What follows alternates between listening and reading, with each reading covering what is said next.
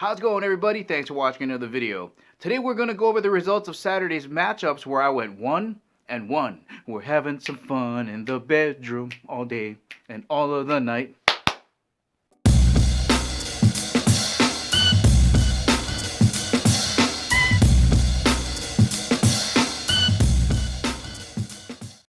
In the first game, the 49ers pretty much held to what we thought they were going to do. That defense was ferocious with the return of Ford and Alexander. I think Ford had a welcome back sack. Sherman had a pick. Man, they really shut down that running game, turning Kirk Cousins into really a one-dimensional quarterback. And they put pressure on him a lot. I think they had 2 sacks, and he really wasn't able to throw the ball downfield.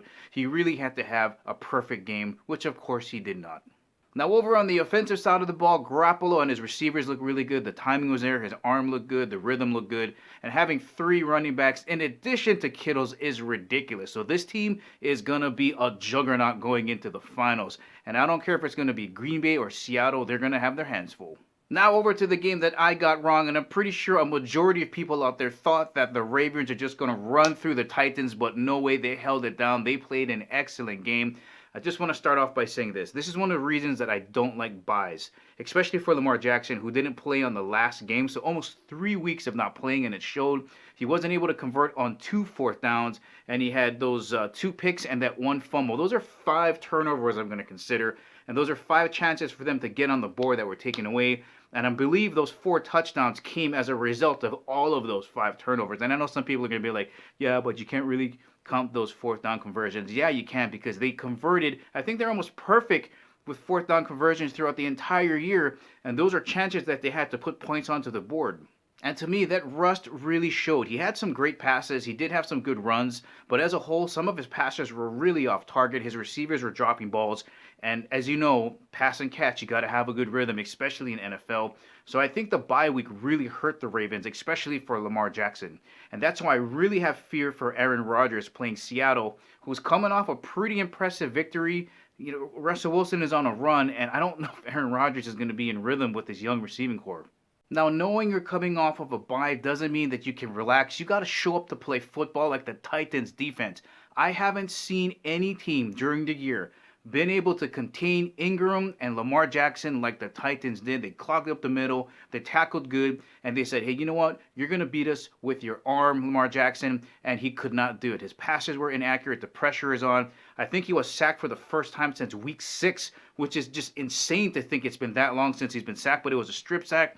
They were pressuring him so much, and that Titans defense is no joke.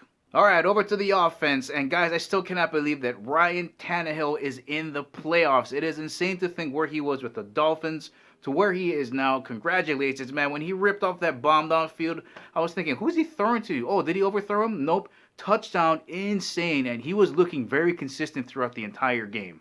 The offense was able to take advantage of all of those turnovers, and I'm counting the 4th down failures to convert, the 2 interceptions, and the fumble. They really kept Lamar Jackson off the field and off rhythm. But my MVP for this game would have to be Derrick Henry. Holy cow, trucking through folks, just banging away, grinding 4-yard, 4-yard, 4-yard, 10-yard, that really long run he had. That really is demoralizing when you have that big of a back just banging down on you. Most importantly, it's grinding clock, and you're keeping Lamar Jackson off the field. He was never really able to get into that rhythm because he really wasn't on the field as much. Now, the big question is, am I buying into the Titans getting into the Super Bowl? Yes, absolutely. With Derrick Henry leading the charge and Tannehill staying consistent and that defense playing as good as they have been playing, I think they can get it to the Super Bowl. And if they get there, I think they're going to give San Francisco a hard rub if San Francisco makes it. And I think they can definitely beat Green Bay or Seattle. So we're going to see how this plays off. Guys, that's the ending of the video. Hope you enjoyed it. If you liked it, please give it the thumbs up. If you haven't subscribed to Chemo365, please do. And remember, I'll catch you guys later.